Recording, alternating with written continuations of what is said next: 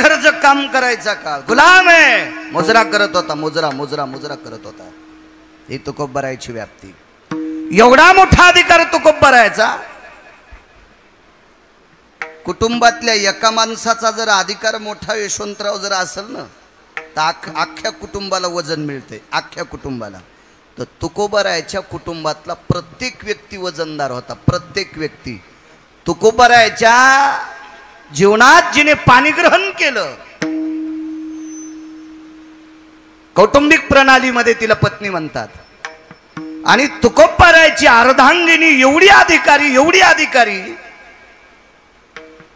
जिच्या पायातला काटा काढण्यासाठी विटेवरचा मालक धावून येत होता. विटेवरचा मालक. एवढं कुटुंब अधिकारी. आणि हे नाविन्य असताना तरी पण तुकोबाराय म्हणतात की माझी वाणी संतांचं वर्णन करत असताना पुरत नाही. त्यार्थी संत किती अधिकारी असताल. तुम्ही जेवढा आशीर्वाद देताल तेवढा गिरगावचा बाळू बोलण्याचा प्रयत्न करेल. विठाला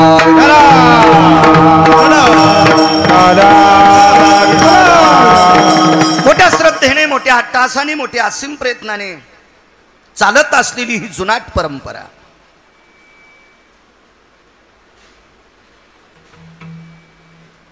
या परंपरेचा आध्यात्मिक वृक्ष इतका मोठा झाला.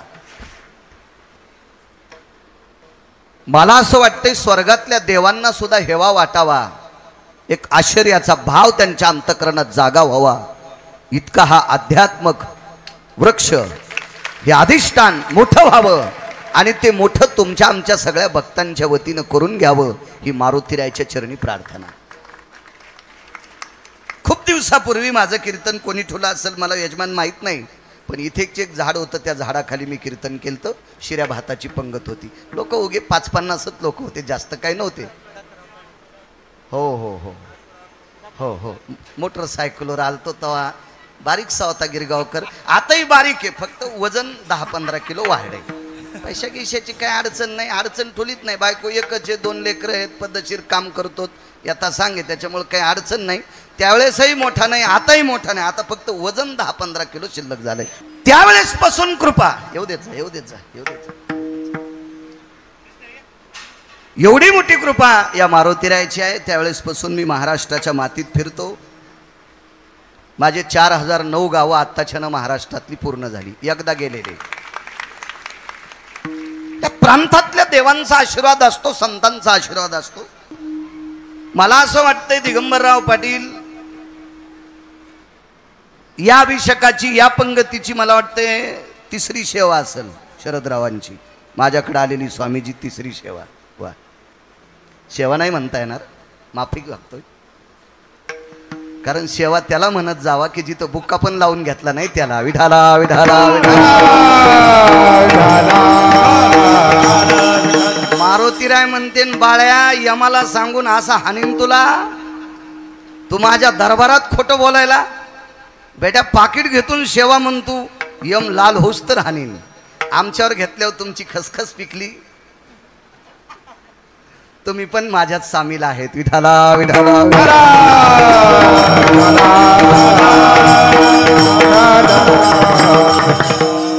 ही प्रति शनिवार परंपरा आहे. अन्नदान आहे.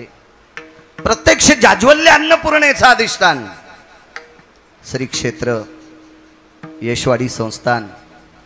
अधिष्ठान विश्वाच्या मालकाच्या अंतःकरणातलं, हृदयातलं गोडस रत्न, आध्यात्मिक क्षेत्रातलं मारुतीराय. देवाच्या हृदयातलं रत्न आहे, नवलाची गोष्ट नाही. देवाला हृदयात ठेवायची ताकद ज्याच्यात ते मारुतीराय. विठाला विठाला.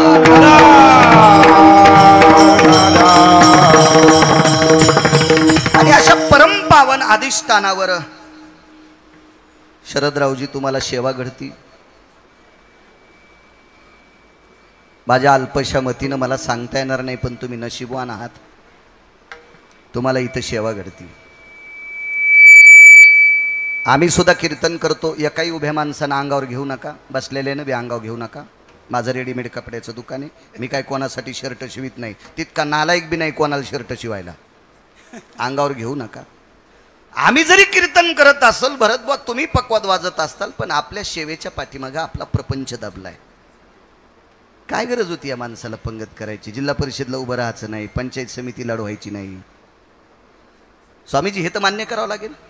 मग अशी लोक ज्या वेळेला करतात का त्यावेळेला याची दखल मला वाटते मारुतीराय सुद्धा घेत असतात. असं काय असेल बरं संतांकडे की जेणेकरून तुकोबाराय म्हणतात माझी वाणी पुरत नाही? काय असेल? रावण 4 होते, 4 रावण. बसा शांत जागच्या जाग्यावर, जिथं जागा असेल तिथं. काय होतं माहितीये का, लांबच्या महाराजाचं कीर्तन ऐकायला गर्दी केली पाहिजे. गिरगावकर घरचाच आहे ना, रोज दिसतो तुम्हाला कुठं बी. हा दूरचा महाराज असेल तर गर्दी करायची. विठाला विठाला.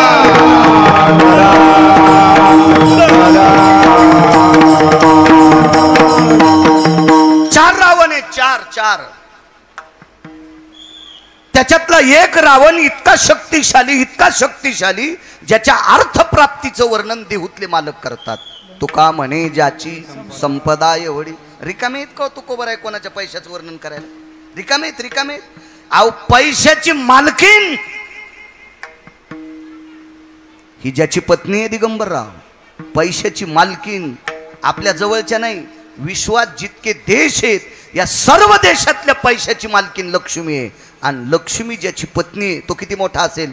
आणि तो जर तुकोबारायच्या घरी गोदड्यावर बसत होता, मोडक्याची बाजा वरे वाकळाच्या शेजा, पैशाचा मालक, विश्वाचा मालक, एवढा मोठा जगाचा बाप. आणि ते कशाला वर्णन करतात कोण्या पैशावाल्याचं? पण रावण होता वर्णन करायच्या लायकीचा.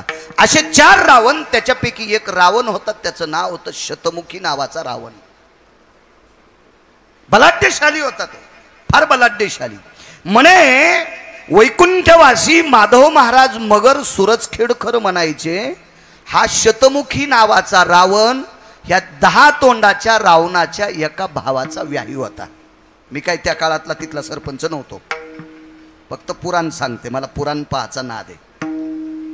आणि स्वामीजी पुराणाला आपल्या संप्रदायात किंमत आहे. पाहावे पुराणी विचारोनी, भंगिऱ्याचं चरित्र न सांगावे कीर्तनी, नालायकानं लिहिलेलं न बोलावा वक्त्यानी, गौहत्या समम पाप हा आधार नाही आहे का पुरावा? आधारावा सोनी काय सांगशील कहाणी, काय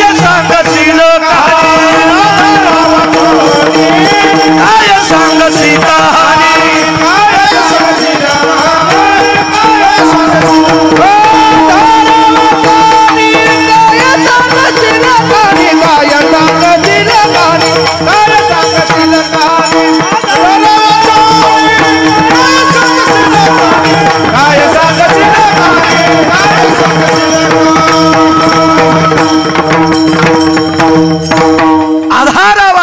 काय सांगशील कहाणी. कीर्तनातल्या वक्त्यांनी, भागवतातल्या, रामायणातल्या, वारकरी संप्रदायातल्या वक्त्यांनी ज्याला आधार आहे ती गोष्ट बोलली पाहिजे. आधाराच्या व्यतिरिक्त कीर्तनात सांगणे म्हणजे सात्विक सदाचारी माणसाचा वेळ मातीत घालणे आणि त्या वेळानं त्याचा संसार फुकून घेणे, त्या पापानं. विठाला विठाला. वारकरी संप्रदायातलं एक मर्मज्ञ रत्न माधव महाराज मगर. आणि त्यांनी वर्णन केलं की कुंभकर्णाचा व्याही आहे शतमुखी नावाचा रावण. व्याही आहे, व्याही.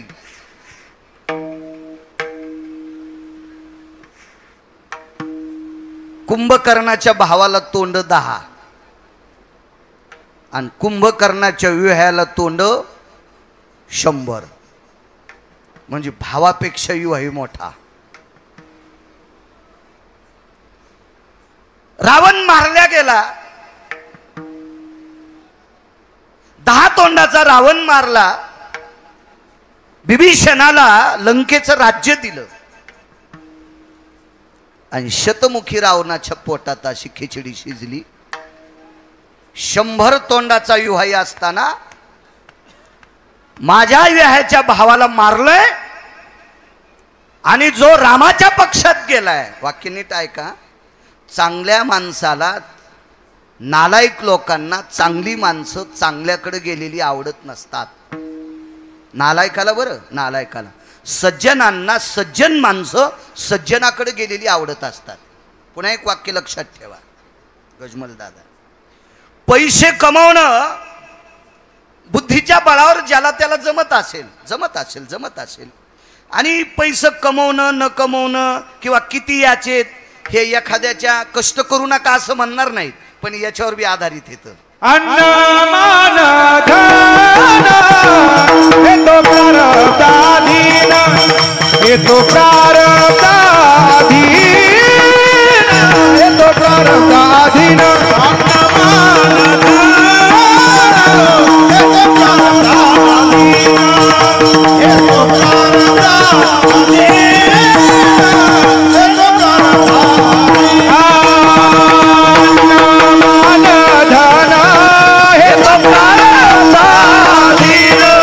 हे तो प्रारब्धाधीन, हे तो प्रारब्धाधीन. अन्न मन धन हे तो प्रारब्धाधीन, हे तो प्रारब्धाधीन, हे तो प्रारब्ध लागते. प्रारब्ध तुम्हाला सांगतो, उभाटे आऊत बैल वडायलाय. कृष्णा भाऊ नोकरी आहे तुम्हाला, पण रविवारी जात जा शेताकडे, कारण त्याच शेतातली ज्वारी खाऊन तुम्ही बुद्धिमान झाले. त्या शेताला विसरू नका, ही विनंती तुम्हाला. जात जा रविवारी, 15 दिवसाला तरी एकदा जात जा, कारण तुमच्याकडे हजारो कोटी रुपये जरी आले तरी चांदीच्या भाकरीन सोन्याचं पिठलं खाणार नाहीत. कधी कधी शेतकऱ्याकडे बघत जा. असं वाटतंय याच्यासाठी दुसऱ्याला चोंभाळणं म्हणजे हलकटपणाचं लक्षण आहे, लय हलकटपणाचं लक्षण. मी नेहमी सांगत असतो, शरदराव उग म्हणतोय असं घामी उदो नका हृदयाला. जर तुम्ही मला 5 कोटी रुपये दिले, येरी म्हणायलो मी, हो मला 5 कोटी रुपये दिले आणि जातानाच मानोत रोडला मी जर गेलो तर 5 कोटी रुपये काय करायचेत मला? मग माझ्याजवळ किती पैसे यायचेत आणि मला किती दिवस ते जगू द्यायचे इथं बसलेल्या मालकाच्या हातात आहे. म्हणून तुम्ही केलेल्या कर्तव्याच्या पावतीचं वर्णन करणं माझं काम आहे. तुमच्या अवास्तव पावतीचं वर्णन करणं मला सुद्धा पाप लागेल. विठाला विठाला काबाड कष्ट उभा त्या आऊत वाढायला, नांगर वाढायला, तिफन वाढायला, त्या बैलाला बांधून वैरणे जो काहीच काम करीत नाही, देवाला सोड्याला कटाळ्या, कंसच खातो.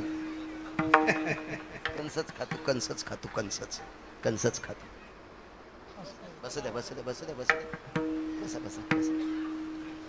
तो कंस खातो. मग मला सांगा, आऊत वाढणारा बैल नशिबवान, बसा जाग्यावर बसा, आऊत वाढणारा बैल नशिबवान का देवाला सोड्याला कठाळ्या नशिबवान? होय गजमल दादा, नशीब घेऊन कोण आलंय? कठाळ्या आलाय ना तो. हो बिचे पाटील, काय काम करतो कठाळ्या? कधी आऊत ओढक त्यानं नाही, नशीब त्यो घेऊन आलाय.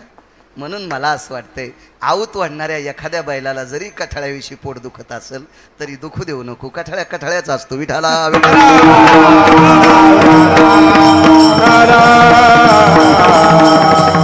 सहन केलं पाहिजे. मला सांगा, 100 थोत्राचा रावण येतो, तो सहन करत नव्हता, मूर्ख आहे ना तो. अहो राज्य बिभीषणाला दिलंय, वारकऱ्याला दिलंय. खरं तर बिभीषणाला संप्रदायानं उत्तरेश्वर बुवा जास्त चोंभाळलं नाही, पण त्यांनी जर चोंभाळलं नसेल, तुकोबाराय, नामदेवराय, ज्ञानोबाराय, नाथबाबा, सावता बाबा यांनी चोंभाळावा असा जरी बिभीषण लायकीचा नसेल, पण आपण त्याची चेष्टा करावा ही आपली पण लायकी नाही. हो, आम्ही बिभीषणाचं वर्णनच करावा, त्यांनी करू द्या. मनसी बिभीषण शहाणा महामूर्ख जाना, त्यांचं वाक्य आपलं नाही. बरं, आपली ताकद नाही. आपण बिभीषणाच्या पायाला चिटकलेल्या मातीचा कण नाही. उदाहरणार्थ तुमचं मोह जर घर पेटलं तर काय करतो? कसं पेटू देईन देव? हा, इमानदारीन पकवाद वाजायचा पेटत नसतंय. कोणाच्या बी कीर्तनात हा मोठाले याच्या नीट वाजिताना मोठा महाराज मोठा लहान नसतो. त्या गथुड्यामुळे महाराज मोठाले झाले हो. जे गथुडं जास्त घेतो त्याला महाराज मोठा म्हणते. हे मोठा म्हणणाऱ्याला बी एकदम हानी. विठाला माझ्या मते यशवंतराव महाराज तो मोठा ज्याचं आचरण गोड आहे, तो मोठा. अभ्यास कोणी करायलेत? युम पठाण दिगंबरराव, जातीनं मुसलमान. युम पठाण, जातीनं मुसलमान, प्रख्यात ज्ञानेश्वरीवर प्रवचन करणारा व्यक्ती युम पठाण. मुस्लिम समाजाची माणसं इतकी उंच गेलीत, APJ अब्दुल कलाम गीता पाठ होती, गीता गीता गीता. मग आम्ही हिंदू धर्मातल्या महाराजांनी पाठ करणं याच्यापेक्षा आचरण सांभाळणं याच्यात आम्ही मोठे असतो. गुठुड्यामुळं मोठे म्हणतात. अभ्यासू माणूस असेल, आचरण त्याचं गोड असेल, भरत बुवा भरत यष्टीने येत असेल, त्याचं पण कीर्तन इमानदारीनं वाजवा. देव तुमचं इतकं भलं करीन, इतकं भलं करीन की ते भलं सांगत असताना तुमचं तोंड कमी पडेल. विठाला विठाला. चला, आपल्यापेक्षा का श्रेष्ठ? तुमचं घर पेटलं, माझं घर पेटलं, आपण काय करू? फोन लावू, पाणी आणा रे, हौद मोकळे करा रे, रान्न मोकळे करा रे, मोटर लावा रे, हे करू.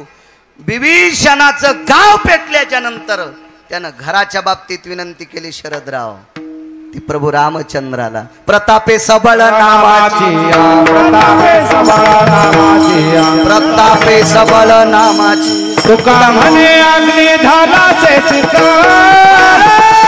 प्रतापे सबळ नामाची, प्रतापे सबळ नामाची, प्रतापे सबळ नामाची. अग्नी झालाचे चित्र,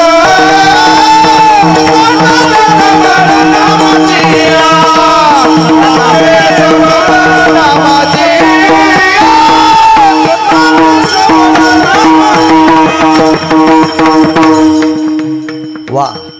प्रतापे सबळ नामाची. भजनानं बिभीषणानं स्वामीजी त्याचं घर जळू दिलं नाही, इतकी त्याच्या भजनात ताकद होती. बरं बुवा, आपल्या भजनात आहे का तितकी ताकद? मग आपल्यापेक्षा बिभीषण श्रेष्ठ आहे. प्रतापे सबळ नामाची. पण बिभीषणाची चेष्टा करावा आपली पात्रता नाही. अशा बिभीषणाला राज्य दिलं, पण 100 तोंडाच्या रावणाला सहन झालं नाही. दुसरा एक मुद्दा सांगतो, पैसे कमवणं प्रारब्धाचा भाग आहे. प्रयत्नवादी माणूस असेल तर असाध्य ते साध्य करीता सायास कारण अभ्यास तुका म्हणे. ह्या काही काही गोष्टीनं माणूस प्रारब्धानं पुढे जाऊ शकतो, त्याबद्दल ठीक आहे. पण जगातला श्रीमंत त्याला म्हणायचं, पैसे कमवणारा श्रीमंत आहेच, पण ज्याला दुसऱ्याचं सहन होतंय तो 1 नंबरचा श्रीमंत. सामान्य कुटुंबातले दिगंबरराव, त्यांनी जर 50-50 लाखाची गाडी घेतली असेल तर आपण म्हणावा, काय देवानं बरं केलं बाबा, बरं झालं त्याचं, त्यानं गाडी घेतली. पण आपण असं म्हणतो, त्याला गौसलन. असं नसतं सुमळ्या, नसतं गौसत. कोणी येडे रे रस्त्यानं टाकून द्यायला आणि त्याला गौसायला. आणि गौसलं असेल तर मग तुला काऊन नाही गौसलं? तुला तर गौऱ्या गौसनत. विठाला विठाला विठाला. मान्य केलं पाहिजे, शतमुखी रावणाच्या पोटात खिचडी शिजली आणि त्यानं तात्काळ बिभीषणाला राज्यातून बरखास्त केलं, खुर्चून खाली लोटलं. दुःख वाटलं बिभीषणाला. बिभीषणाला दुःख याच्याकरता वाटलं, प्रपंचातल्या रक्ताच्या नात्यातली माणसं मी त्या पक्षात गेल्यामुळं मेली. प्रपंचातली जवळची रक्ताच्या नात्यातली माणसं मी रामप्रभूच्या पक्षात गेल्यामुळं मेली. वाक्य नीट ऐका, मी प्रभू रामचंद्राच्या विरोधात नाही, त्यांच्या भक्तापुढे कीर्तन करतो. एका बुक्कीत मारतील गिरगावकरला. बिभीषण जर प्रभू रामचंद्राकडे जात नव्हता स्वामीजी, तर 1 कोटी राम जन्माला आले असते तरी रावण मरत नव्हता. इतकी ताकद बिभीषणात होती, इतकी ताकद होती. आणि मी त्या पक्षात गेल्यामुळे माझ्या रक्ताच्या नात्यातली हत्तीच्या अंतकरणाची माणसं मेली. मरू द्या, तरी पण त्यांची प्रॉपर्टी खाचा योग माझ्या जीवनात आला, ते राज्य भोगायचा योग माझ्या जीवनात आला. पण आमच्याच रक्ताच्या नात्यातल्या संबंध केलेल्या एका नातेवाईकानं मला राज्याहून ढकललं, याचं दुःख त्याला होतं. आणि चिठ्ठी गेली अयोध्येला. अयोध्येला चिठ्ठी पोचली. वाचिली चिठ्ठी ती.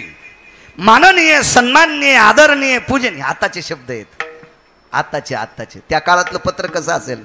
समान्य सवे सुतम कुलायाम तेजो भास्करो वंशानाम पुनितयम अजराजाति दशरथो सुतेषु रघुवंशानाम यत्पुनितायां फलं त्वं हस्तेति जायतेनं कृपा पात्रेनाधिष्ठितं सिंहासनस्फुर्णतयो. आज राजाचे पुत्र राजा दशरथ, दशरथांचे पुत्र रघुराम, तुमच्या कृपा प्रसादाने लंकेचं स्वराज्य सिंहासन मला प्राप्त झालं. ममम अभाग्या तुजायम, माझं भाग्य कमी पडलं आणि शतमुखी रावणाने माझं राज्य हिरावून घेतलं. लगेच ते पान पालथ केलं आणि त्या पानावर मागून नेलं. उद्या सकाळी ठीक 9 वाजता तुला पुन्हा राजा करीन. आणि आकाश मार्गाने ते पत्र गेलं. त्यावेळेला विमान होते ना, 14 विमान होते रावणाकडे. 14 विमान होते. 14. आतापर्यंत पृथ्वीवर जितके देश आहेत, एकाही देशातल्या श्रीमंताकडं रावणाला जे विमान होतं ते विमान एकालाही नाही, मिळणारही नाही. विठाला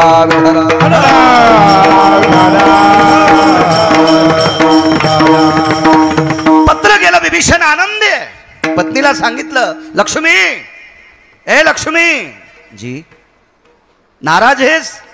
हो मालक, लोक हसतील आपल्याला. बघा, ज्या वेळेला तुम्ही प्रभू रामचंद्राच्या पक्षात गेले त्यावेळेला नालायक लोक हसत होते. भावाला सोडून तिकडे गेला, पण कुळाचा उद्धार करणारा राम तुम्ही हस्तगत केला, आपलासा केला, हृदयस्थ केला. त्या रामप्रभूच्या कृपेने आपल्याला राज्य प्राप्त झालं. पण नालायक लोक आता म्हणतील विभीषणाचं चुकलं, राज्य बोंबलत गेलंय. काळजी करू नकोस लक्ष्मी. लक्ष्मी तू काळजी करू नकोस. संसारात इतक्या हितगुजानं नवऱ्याशी बोलती का? अशी ज्याच्या जीवनात बायको आहे त्यानं म्हणायचं मी बाईशी लग्न केलंय. आणि इतक्या हितगुजानं बायको नवऱ्याला बोलत नसल त्यानं समजायचं साडी नेसली म्हणून बाई आहे. विठाला विठाला.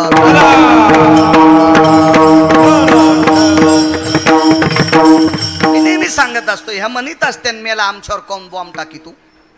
पण बाई महादेवाला किती पाणी घालती, पांडुरंगाला किती मंजुळा वाहती, त्याच्यापेक्षा पप्याच्या बापाला किती जीव लावती ते सांग.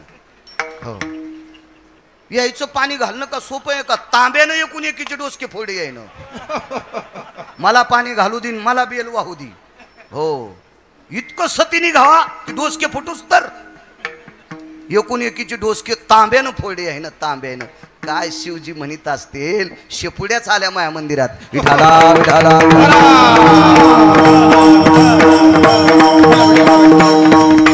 एखाद्याला वाटत असेल कोणाला राग आल्यावर कीर्तन कमी घेतील, काहीच हरकत नाही. पण वक्त्यानं खरं बोलत जावा. भिलत नाही पाहिजे, भिलं नाही पाहिजे. वक्त्यानं सरळ बोललं पाहिजे, कळलं नाही. बाईनं सर्वात मोठी सेवा आपल्या पतीची करायची. मग तुम्हाला सांगू का, नवऱ्याच्या 3दा पाया पडणाऱ्या बाईच्या पाया पडे होते मारुतीराय. माहिती असू द्या तुम्हाला, माहिती असू द्या. जी बाई नवऱ्याच्या 3 वेळेला पाया पडती का, तिच्या पायाजवळ जाता येत नव्हतं म्हणून तिच्या अंगणात फिरत होती का, त्या अंगणात मारुतीराय लोळले. तिच्या पायानं स्पर्पुनीत झालेली माती मारुतीराय अंगाला लावित होती. तिने तेज कांती प्रसन्न केला. काय म्हणते तिला? चंद्रसेना म्हणती तिला. आठवण आहे एखाद वेळेस, फक्त मेमरी कार्ड लोड आलं. तेने तेज कांती प्रसन्न केला. तिने तेज कांती प्रसन्न केला. तेच्या चरणावरती. क्या बात आहे. तेच्या चरणावरती लोळला. दिवस संचय ठेला. क्या बात आहे. वा वा वा. चांगले माणसं असल्यावर, चांगल्या पुढाऱ्याच्या माग चांगले माणसं असल्यावर त्याला पडूच देत नाहीत.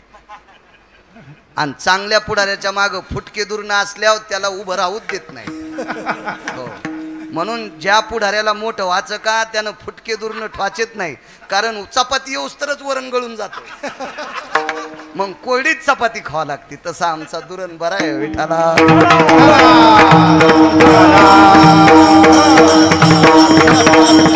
तेच्या चरणावरी लोळला. तिथे लोळलाय. तिथे कोण बाई होती माझ्या माईंनो सांगू, माझ्या बहिणींनो, माझ्या मावशांनो, माझ्या माईंनो. ती बाई होती चंद्रसेना. राक्षसाची बायको आहे, पण देवापेक्षा नवऱ्यावर प्रेम करत होती. म्हणून तिच्या पायाची माती अंगाला लागाव मारुतीरायनं अपेक्षा केली ती. इतकी ताकद आहे पतीच्या सेवेत. कधी कधी चांगलं करत जा, देव तुमचं चांगलं करेल. असो, निरोप द्याला उद्या सकाळी 9:30, 10, 11, 12 वाजता राज्य देईल. आणि मग प्रभू रामचंद्राच्या लक्षात आलं उद्या द्वादशी आहे, आजची एकादशी आहे. आणि प्रभू रामचंद्राला नखाते साहेब साधन द्वादशीचं व्रत होतं. साधन द्वादश कशाला म्हणते थोडंसं लक्षात ठेवा. असं वारकऱ्यांना माहीत आहे, जेव्हा तुम्हाला माहीत असेल, तुम्हाला माहीत असेल आपण. पण सर्वसामान्य लोकांना साधन द्वादश काय माहिती आहे. एकादशीपेक्षा द्वादशीचं व्रत अवघड आहे. करता येते एकादश कोणाला. 12 वाजता फराळ केला काय, 2 वाजता केला काय, बायको सूर्यवंशी असली तर संध्याकाळी केला काय, धकतू. पण साधन द्वादशी तिला म्हणतात तेजो भास्करो कांती भयो किरण ससर्गे निजायते धरा कांती प्रसन्न भयो जठरा नलाम तृप्तावसो नैवम गिरगावकर लिखितम. हे का गिरगावकरांनी लिहिलंय. मला सांगा, सूर्याचं किरण जमिनीवर आदळणे आणि पहिला घास वदनी कवळ घेता नाम घ्या श्रीहरीचे. सूर्याचं किरण जमिनीवर आपटणे आणि पहिला घास तोंडात जाणे, अशा वेळेला द्वादशी सोडणे, तिला साधन द्वादशीचं व्रत म्हणतात. आणि यो खपक्या मारायचा होता न भरत बुवा 100 तोंडाचा, ते कवा मारा. संध्याकाळ झालेली आहे आणि मग पंढरपुरातल्या मालकाचा चेहरा बारीक झाला, शरदराव बारीक झाला आणि तो चेहरा पाहिला विटेवरच्या मालकिनीनं, म्हणजे सीताई साहेबांनी पाहिला. पंढरपुरातले मालक म्हणजे 7व्या अवतारातले रामचंद्र. काय वानू आता न पुरे वाणी, याच्यावर बोलतोय. 2च उदाहरणं सांगणार पूर्णविराम. लोक जेवायचे तर इथल्या वक्त्यानं सावधान असलं पाहिजे. इथल्या वक्त्यांनी कीर्तन झाल्याबरोबर पटकन आपलं चालीसुद्धा शेवटच्या उतारात घेतल्या पाहिजे, कारण लोक प्रसादासाठी आलेले असतात. स्वामीजी लोकायला भाकरी नाहीत म्हणून इथं येत नाहीत. आज प्रत्येकाच्या घरी संध्याकाळी उरलेल्या भाकरी कोणी खात नाही, इतकी लोकांकडे अन्नदान आहे. लोक फक्त इथं प्रसादाला भेटेत म्हणून येतात. इथं वेळेत प्रसाद झाला पाहिजे, लोकांचा टाइम व्यर्थ घातला नाही पाहिजे. त्याचं नाव कीर्तनकार. विठाला विठाला.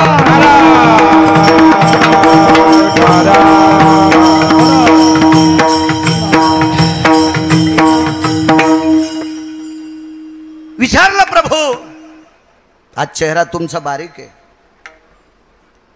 सीते, विभीषणाला शब्द दिलाय उद्या राज्य देईल. काय तुम्हाला अशक्य आहे? त्याचा भाव मारून राज्य देता आलं दिगंबरराव. मग आता दुसऱ्यानं घेतलं असेल तर राज्य द्यायला काय हरकत आहे? हे सगळं खरं आहे ग, पण कुंभकर्णाचा व्याही म्हणजे विभीषणाचा सुद्धा व्याहीच लागतो. तो यशवंतराव दिगंबररावचे व्याहीन तुमचे कोण आहेत? व्याहीच आहेत, व्याहीच लागतात, व्याहीच लागतात. मग त्यांच्या व्याह्यानं झडप घातली ग, आणि रात्रीत कसा मारू ग? आईसाहेब किती गोड बोलल्या माहिती, बायको किती हुशार असावा. किती बोलल्या आईसाहेब? आईसाहेब म्हणल्या, प्रभू तुमचा शब्द खोटा होऊ नये असं तुम्हाला अंतःकरणातून वाटत असेल तर हा शब्द खरं करण्याची ताकद यशवाडीतल्या मालकात आहे. आणि तुम्ही त्याची विनंती करा, विनंती करा. तै पाचारिला अंजनी सुत निशिदाटले से घनदाट. तै वेळी पाचारिला अंजनी सुत हृदयी पाल्हाळला जगन्नाथ. बोभाईतांत करणे निशिस्तित हनुमंत हनुमंत म्हणे तैवेळी. हृदयावर नाव नाचलं, थार दिशू उडीत टाकली. सुमंत जी काय वाजलंय? अंजनी सुत आलेत यशवाडीहून. तुम्हाला एक सांगू, अधिकारी माणसाचे स्वामी डोळे रडत नसते, अंतःकरण रडत असते. प्रभू रामचंद्राचं हृदय रडत होतं. हृदय अडचणीत नाव घ्यावा आणि त्यानं हजर राहावा. प्रगट झाले. काय प्रभू काम आहे? काय काय काम आहे? काय काही नाही रे. तो शतमुखी रावण मारल्याशिवाय विभीषणाला घेतलंय राज्य. कोणी? शतमुखी रावण. चला मी जाऊन येऊ का प्रभू? नको रे, तो एकटा नको, मला घेऊन चल. घेतलं खांद्यावर स्वामीजी प्रभू रामचंद्राला. प्रभू रामचंद्र हे रामायणात बघायचं नाही. मग तुम्ही म्हणताल तू उसातलं सांगायला का? असंही इचकू नका, मला वाचायचा नाद आहे. रेल्वेचे 2-4 डबे मोडतील इतके ग्रंथ आहेत, फक्त आपले तोंड पुरण तित रोख. विठाला विठाला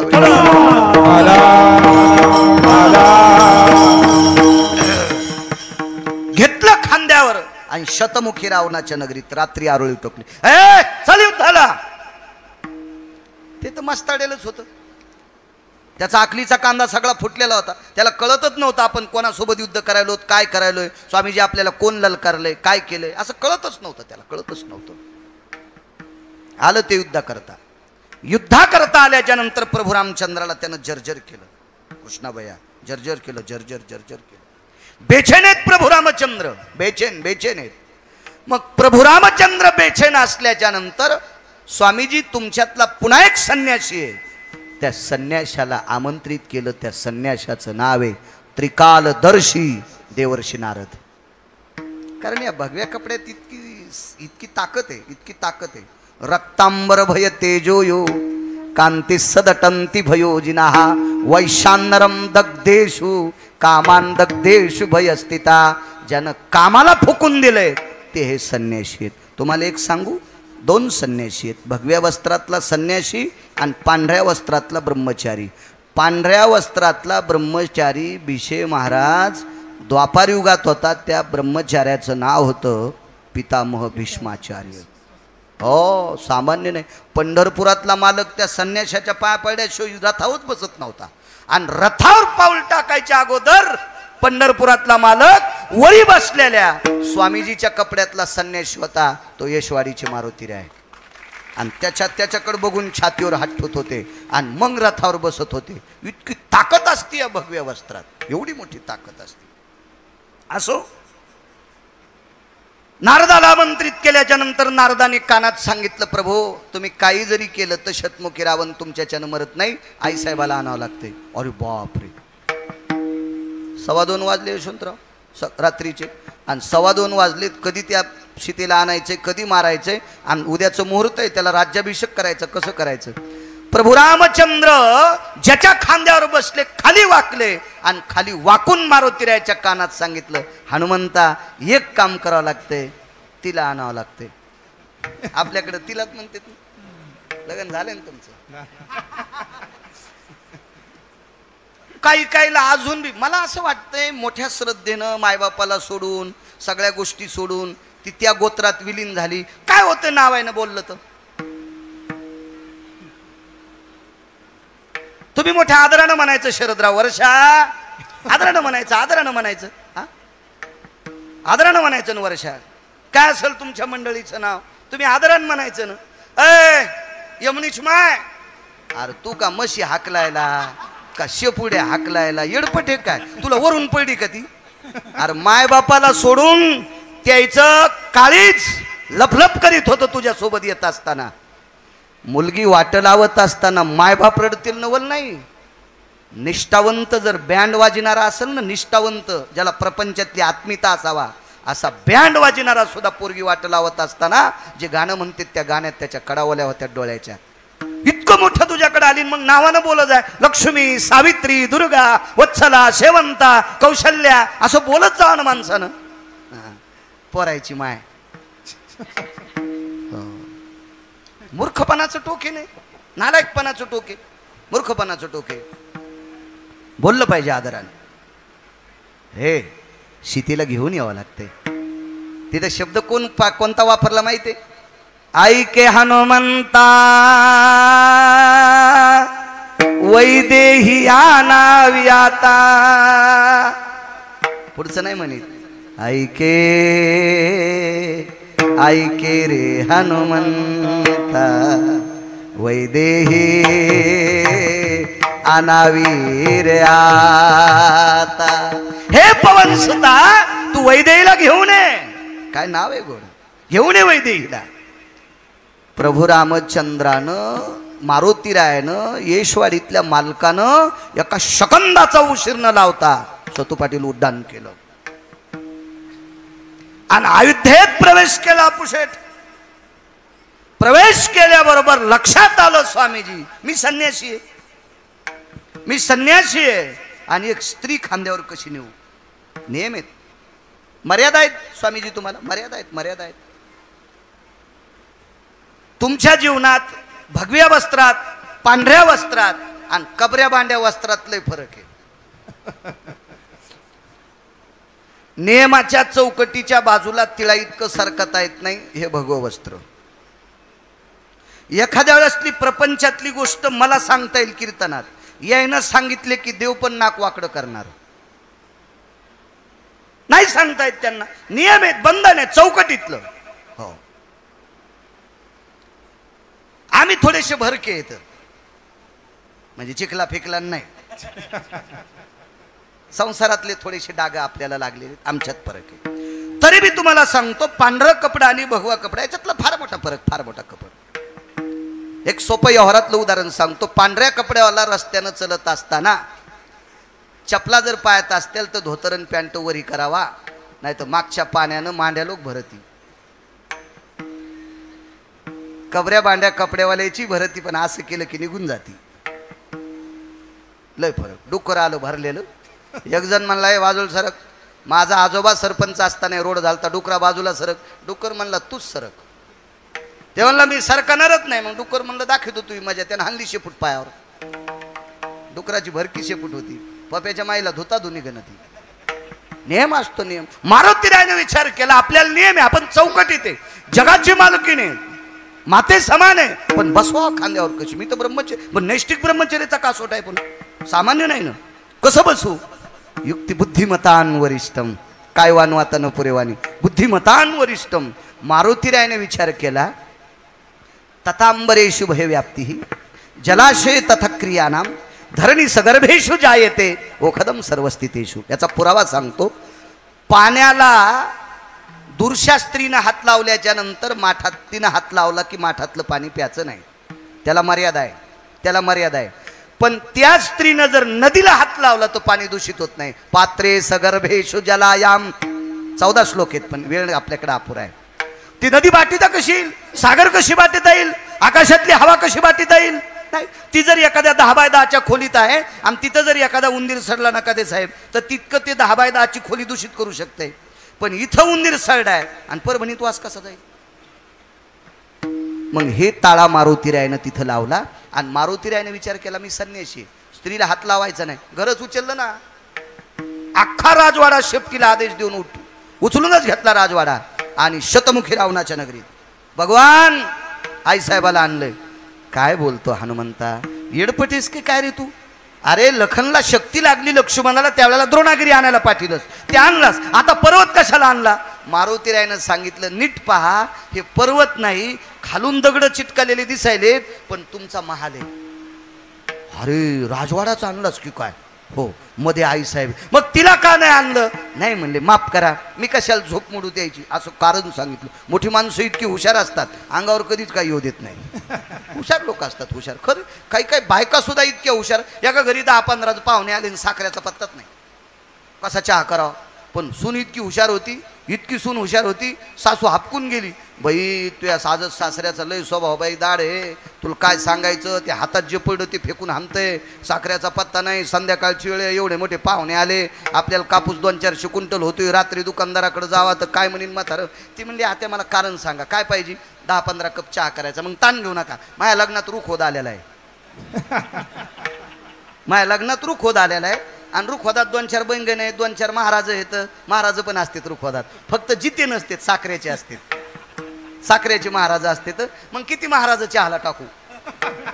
मला सांगायचं एक बाई हुशार होती ना, हुशार असल्यामुळं प्रतिष्ठा सांभाळली का नाही? नाही तर येडपट असती. आकलीचे कांदे नाहीत, बाजाराला जात नाहीत, साखरेच्या डब्याला इस्तू लागला, माणसं घरी बलितेत, चहा करायला सांगतेत, काय मड टाकायचं का चहात? अशी बाई ज्याला भेटली त्यानं म्हणायचं, मी चुड्यालनी संग लग्न केलं. विठाला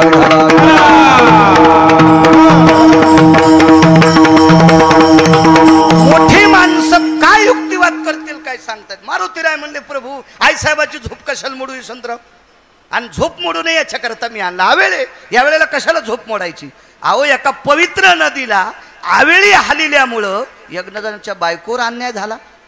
मारुतीराय सांगत होते प्रभू रामचंद्राला, 3 श्लोकाचा पुरावा आहे. आवेळी गंगेला हलवल्यामुळं एका न्यायशास्त्र परिपूर्ण असणारा व्यक्ती मुनिश्री गौतम पत्नी विश्वातली 222 स्त्रियापैकी 1 नंबरची सुंदर अहिल्या, हिच्यावर अन्याय होतो. बापानं आवेळी, मालकानं आवेळी गंगेला हलवल्यामुळं मी संन्यासी आहे, मला पत्नी जरी नसेल तर अंजनी माता आहे ना प्रभू, त्याच्यामुळे मी कशाला आई साहेबाला आवेळी उठू? मग आवाज दिला, सीते, ए सीते, आले प्रभू. सावकाश ये, पडशीन तू. दारात उभं राहिल्या. प्रभू रामचंद्रान खाली नाही घेतलं, खालून खड्ग दिलं, पायाची सोय. दंदिशी शतमुखी रावण मारला. नारदानी कानात सांगितलं होतं, आदिशक्तीशिवाय रावण मरत नाही. कोणता? शतमुखी रावण. आणि पहाटे म्हणता येत नाही, ब्राह्मी मुहूर्ताच्या अलीकड 39 मिनिटानं रावण मारला. आणि तिथून पुढं 4:14 ब्राह्मी मुहूर्त सुरू होणार होतं. त्यावेळेचं मी काय तिथं ब्राह्मण पंचांग सांगायला नव्हतो, पण त्यावेळेचं पंचांग पठ्याच्या डोक्यात आहे. विठाला विठाला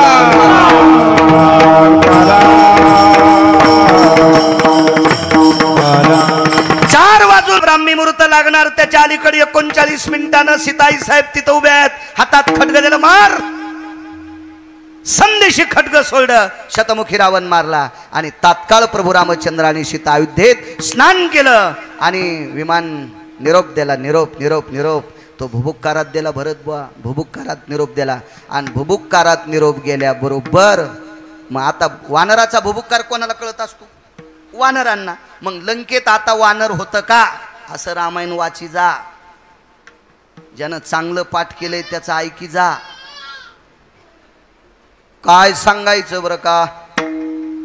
आणि काय प्रभू रामचंद्र तिथे लंकेत गेल्याबरोबर टरका वानर लंकेत गेले बरं का. अरे सुंबळ्या तवा टर्क नव्हते रे. हिडपटू आणि माणसं मरते ना असं रामायण सांगितलं आहे का नाही? हा, माती खावा का शिरा खावा हेच कळायचं नाही माणसाला. काय माणसं अशी ओघात आल्या बोलतच राहतात माणसं येड्यावर. नको. काय सांगत होतो? भुबुक्कार फक्त वानराला कळतोय. कोण वानर होतं माहितीये तिथं? त्या वानराचं नाव होतं गंधमादन. जिवंत नव्हतं स्वामीजी. गंधमादनाची समाधी लंकेत आहे. आणि लंकेत मारुतीरायाने भुबुक्कार अयोध्येतून केल्याबरोबर पहाटे गंधमादनाच्या समाधीवर पूजा झालती. आणि पूजेचा हार उडाला आणि बिभीषणाच्या समोर येऊन पडला. बिभीषणानं ओळखलं. हातात हार घेतल्याबरोबर प्रत्येक फुलाच्या पाकळ्यामधून मारुतीरायाचं स्तवन येत होतं. प्रभू रामचंद्राचं स्तवन येत होतं. कारण तो नामधारकामध्ये गंधमादन इतका नाविन्यपूर्ण होता.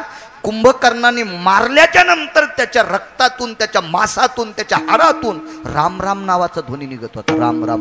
म्हणून बिभीषणाला सांगितलं, चंद्र सूर्य येतोपर्यंत याची समाधीची पूजा सोडू नको. दिगंबरराव सोन्याची समाधी तिथं केली आणि त्या समाधीवरला हार उडाला. बिभीषणाच्या दारात पडला. संकेत लक्षात आला. समाधीवर डोकं ठेवलं आणि कानात आवाज आला, अयोध्येला विमान पाठवा. आणि अयोध्येला विमान पाठिलं. एकदा कामग नावाचं विमान पाठिलं. ते रावण मारल्याच्या नंतर आलतं स्वामीजी. प्रभदत्त नावाचं विमान पाठिलं. सीतेला अशोकवाटीतून आणण्यासाठी पाठिलं स्वामीजी. पण 14 विमानातले 2 नावं सांगितले. आता जे विमान पाठिलं ह्या विमानाचं नाव आहे भातीप्रिया. हे भातीप्रिया नावाचं विमान पाठिलं आणि या विमानात सेवक केला. जी प्रभूजी, ए राज्याभिषेकाची तयारी करा. गतस्तु यत दक्षिणाधिपतयो शतस्वेति आननाम लंकेश पुटे तुझ्या येते. आनंद म्हणजे तोंड, शत म्हणजे 100. 100 तोंडाचा रावण, दक्षिणेचा राजा यम त्याला प्राप्त झालेला आहे. आता तुम्ही राज्य करा. या सगळ्या गोष्टी कोणामुळे घडल्या? हा मालक जर प्रभू रामचंद्रावर कृपा करीत नव्हता तर रात्री प्रभू रामचंद्राला शतमुखीच्या लगरीत नेत नव्हते. रात्री सीतेला नेत नव्हते. आणि नेत नव्हते तर द्वादशीच्या पर्व काळावर बिभीषणाला दिलेला शब्द, एकादशीच्या पर्व काळावर द्वादशीला राजा करीन हा शब्द पंढरपुरातल्या मालकाचा खोटा होत होता. पंढरपुरातल्या मालकाचा शब्द खरा करण्याची ताकद येशवाडीतल्या मालकात आहे.